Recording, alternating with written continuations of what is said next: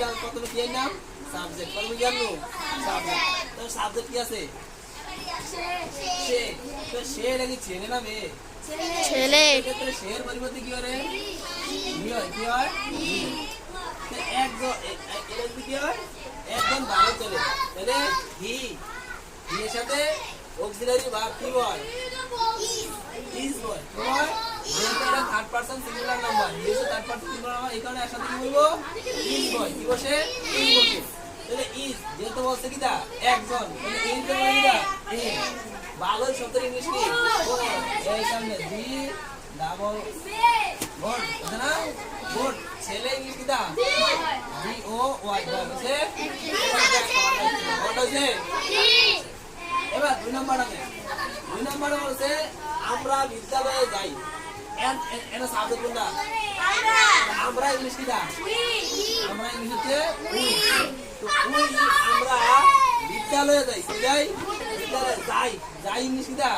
গো যাই মানে কি দা গো তাহলে গো এস ই এইচ আছে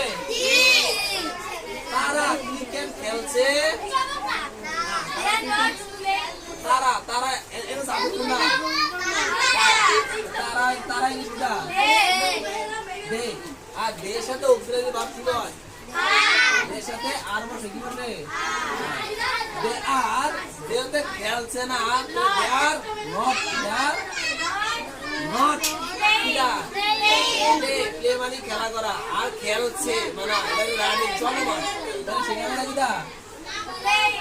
প্লে ইং ইদারে ক্রিকেট বানান কর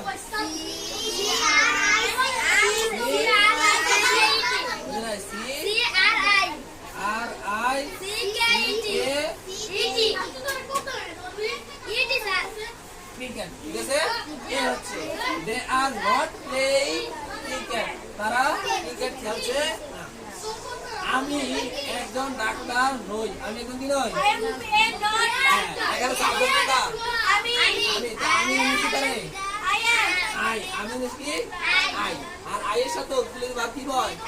নাম বসে কি বসে আই যেতে একজন বলছে কি আগে বামো